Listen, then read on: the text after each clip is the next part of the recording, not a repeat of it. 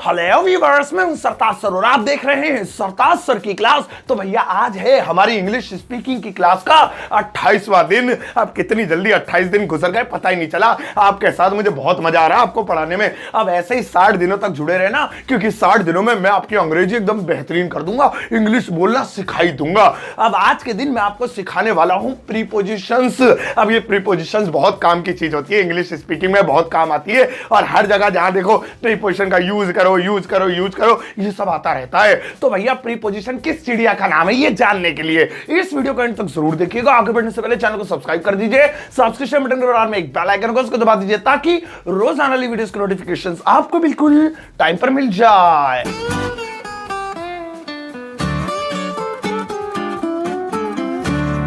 तो चलेगा शुरुआत करते हैं इस वीडियो की और आज 28वें दिन सीखते हैं प्रीपोजिशंस। अब प्रीपोजिशन किसे कहते हैं? तो भाई जो भी शब्द किसी वस्तु या व्यक्ति का स्थान बताए उसे प्रीपोजिशन कहते हैं। अब अपनी स्क्रीन पर देखो, यहां पर आपको एक चार्ट नजर आ रही होगी, इसमें जितने भी वर्ड्स हैं ना इंग्लिश के उनकी मीनिंग के साथ वो सब प्रीपोजिशन कहलाते हैं। ओन, अपॉन, ओवर, इन, इनटू, बिटवीन और विद और ये और वो जो भी यहां पर लिखा हुआ है। अब ये है प्रीपोजिशंस। आपको क्या करना है, इस वीडियो को रोक के या इसका स्क्रीनशॉट लेना, नहीं तो इसे नोट करना। अभी नहीं करना, अभी पहले वीडियो देखो वरना फ्लो टूट जाएगा। ऐसा थोड़ी है वीडियो भाग जाएगी, डिलीट हो जाएगी, दोबारा देखने को नहीं मिलेगी। अरे तुम डाउनलोड करके रखो, कुछ भी करना लेकिन बाद में। तो यहां पर जो भी लिखा है ये है प्रीपोजिशन। अब आपको क्या करना है, इन्हें रट लो वर्ड मीनिंग की तरह। जैसे मैं पूछता ना गो माने क्या होता है, तुम एकदम भक्कस से बोल देते हो जाना, कम माने आना। ऐसे तुम्हें पता होना चाहिए इन फ्रंट ऑफ का मतलब के सामने, विद का मतलब के साथ और ऑन का मतलब के ऊपर। ये सब पता होना चाहिए। ना सिर्फ इंग्लिश में आपको रटना बल्कि हिंदी में भी रटना है।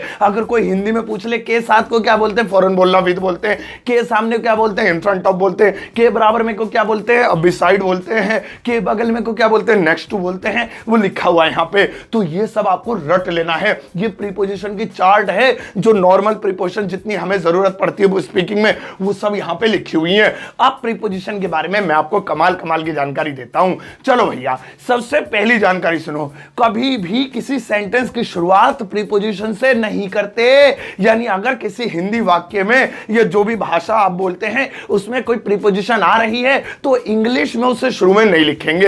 एग्जांपल के तौर पे जैसे मुझे कहना है छत पर पापा सो रहे हैं। अब इस सेंटेंस में छत पर पहले लिखा है और पापा सो रहे हैं यानी सेंटेंस बाद में लिखा है। तो भले ही ऐसे लिखा हो लेकिन इंग्लिश में ऐसे नहीं करना है। ये जो छत पर एक प्रीपोजिशन है, जैसे कि अभी चार्ट में भी थी है, तो वहीं से हमने आइडिया लगा लिया। तो पर एक प्रीपोजिशन है, यहीं से इसे काटी मार दो, ये अब हट गया। पहले सेंटेंस बनाएंगे जिसमें प्रीपोजिशन नहीं है। पापा सो रहे हैं, फादर इज स्लीपिंग। अब अपनी प्रीपोजिशन लगा दो, ऑन द रूफ, छत पर। तुम्हारे दिमाग में अगर टेरिस आ रहा है तो टेरिस छज्जे को बोलते हैं, रूफ छत। तो father is sleeping on the roof. अब ये मत सोचना हिंदी में छत पर पहले लिखा है on the roof father is sleeping, ये ग्रामेटिकली गलत माना जाएगा। और दूसरी जानकारी सुनो, अगर प्रीपोजिशन एक से ज्यादा आ रही है तो उन्हें सेंटेंस में आगे पीछे भी किया जा सकता है। मैं भी बताता हूं कैसे। जैसे मैं कहूं लाल किले के सामने चांदनी चौक के बराबर में मैं दुकान खोलूंगा। तो लाल किले के सामने चांदनी चौक के बराबर में मैं दुकान खोलूंगा। आप देखो लाल किले के सामने एक प्रीपोजिशन, चांदनी चौक के बराबर में दूसरी प्रीपोजिशन, मैं दुकान खोलूंगा। ये मेन सेंटेंस है। तो मैंने क्या कहा, प्रीपोजिशन से शुरुआत नहीं करनी है, पहले आपको मेन सेंटेंस लिखना है। तो लाल किले के सामने चांदनी चौक के बराबर में दोनों हटा दो, ये हट गए। अब मैं दुकान खोलूंगा, मैं आईगा विल खोलूं ओपन दुकान। अब क्योंकि एक ही खोल रहा हूं, मैंने आपको आर्टिकल में बताया था कोई चीज एक हो तो अ लगाना जरूरी होता है। A shop, I will open a shop, या आई शैल भी कर सकते हैं, खुजली हो जाता तो आई विल लिख रहा हूं मैं, आई विल ओपन अ शॉप। अब देखिए यहां पर है लाल किले के सामने चांदनी चौक के बराबर में। तो जैसे हिंदी में लिखा है पहले लाल किले के सामने चांदनी चौक के बराबर में बाद में, तो इंग्लिश में जरूरी नहीं, आप आगे पीछे भी कर सकते हैं। लाल किले के सामने इन front of the Red fort. अब द रेड फोर्ट, लाल किले को लाल किला भी लिख सकते हैं, मैंने रेड फोर्ट बोल दिया। In front of the Red Fort Chandni Chowk के बराबर में, बिसाइड चांदनी चौक।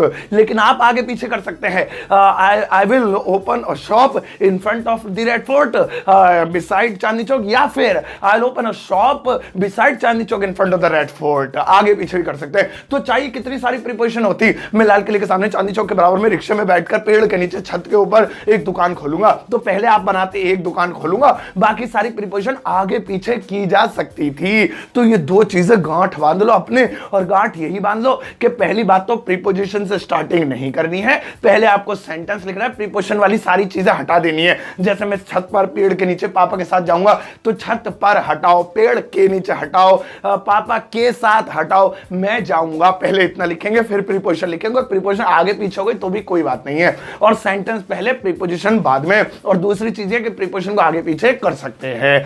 अब दूसरी चीज सुनो, ये जो लगाओ ना, क्या लगाओ, हाँ देखो अब भैया यहां पर अपनी स्क्रीन पर आप 3 प्रीपोजिशंस लिखी हुई देख रहे होंगे, और इन तीनों में कुछ खास बात है। इन, ऑन और एट, इन तीनों को आपने शुरू वाली चार्ट में भी लिखा हुआ देखा होगा जो मैंने दी थी। इनका मतलब में या के अंदर, ऑन का मतलब पर या के ऊपर, और एट पर होता है। लेकिन इन तीनों को टाइम प्रीपोजिशन भी कहा जाता है, यानी इन तीनों का इस्तेमाल टाइम के साथ भी किया जाता है, और टाइम के साथ करने पर इनकी मीनिंग थोड़ी सी बदल जाती है, और इनकी सिचुएशन आप अच्छे से समझ लो, क्योंकि ये काम आने वाली चीज है। तो वो चार्ट तो आपको याद कर लेनी है। अब अलग से इन तीनों का इस्तेमाल और देख लो, इन तीनों का एक्स्ट्रा इस्तेमाल भी है, और वो ये टाइम के साथ, और वो ये कि इनका इस्तेमाल होता है महीने के नाम के साथ, साल के नाम के साथ, और मौसम के नाम के साथ।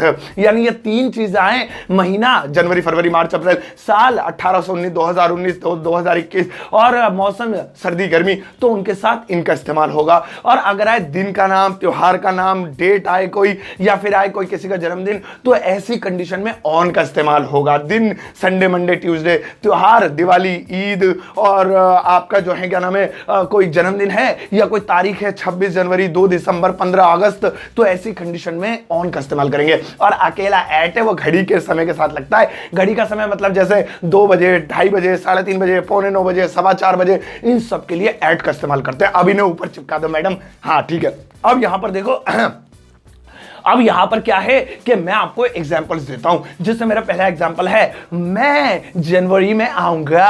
अब मैं जनवरी में आऊंगा, तो मैं क्योंकि जनवरी में अभी ये प्रीपोजिशन मैंने आपको कहा था लास्ट में लगती है, हटा दो इसे। जनवरी में मैं आऊंगा, आई विल कम। अब जनवरी में इन लगाएं, ऑन लगाएं या एट लगाएं, तो महीने के नाम के साथ इन लगेगा, इन जनवरी, आई विल कम इन जनवरी। मैं कहूं मैं सोमवार को आऊंगा, सो आई विल कम। अब सोमवार दिन का नाम, ऑन मंडे। और अगर मैं कहूं जैसे मैं 2 बजे आऊंगा, I will come eight 2 o'clock। यहां एट इसलिए लगाना पड़ा क्योंकि घड़ी का समय है। तो इस तरीके से इन तीनों का इस्तेमाल भी आप अलग अलग जगह पर कर सकते हैं। समझ में आ गई ना कितनी मजेदार है तीनों प्रीपोजिशंस। अब भैया मैं आपको देता हूं एक बेहतरीन होमवर्क, मैडम लगाओ इनके लिए, ऐसा होमवर्क लगाना जो मजा आ जाए।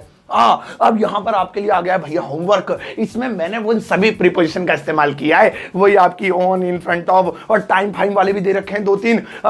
तो आपको क्या करना है, इनकी ट्रांसलेशन करनी है पहले अपनी नोटबुक में, फिर उसको इस वीडियो के कमेंट बॉक्स में पोस्ट कर देना। मैं लाइक कर चेक कर दूंगा, कोई गलती करोगे तो आपको कमेंट में बता दूंगा, और हार्ट भी दूंगा अगर मुझे अच्छा लगा तो भैया ये थी आज की वीडियो प्रीपोजिशंस के ऊपर। और अगर आपको चाहिए एक एक्स्ट्रा क्लास, आप चाहते प्रीपोजिशन के बारे में थोड़ा और जानना, तो ऊपर कोने में देखो एक पट्टी चल रही होगी, वहां पर क्लिक कर देना। वहां पर क्लिक करते ही आप एक प्रीपोजिशन की वीडियो पर पहुंच जाओगे, जिसमें अच्छे से खुल के बताया मैंने। आज की वीडियो में सिर्फ स्पीकिंग के लायक बताया, क्योंकि 60 दिनों तक मैं आपको स्पीकिंग सिखाऊंगा ना, तो उसके लिए है। लेकिन अगर आप तैयारी कर रहे हो एसएससी की, यूपीएससी की, सीबीएसई की और एबीसी की, कौन को जो भी है, तो आप फिर उस वीडियो पर जा सकते हो। पट्टी तो अब चली गई होगी, दोबारा वीडियो देख लेना, मिल जाएगी आपको।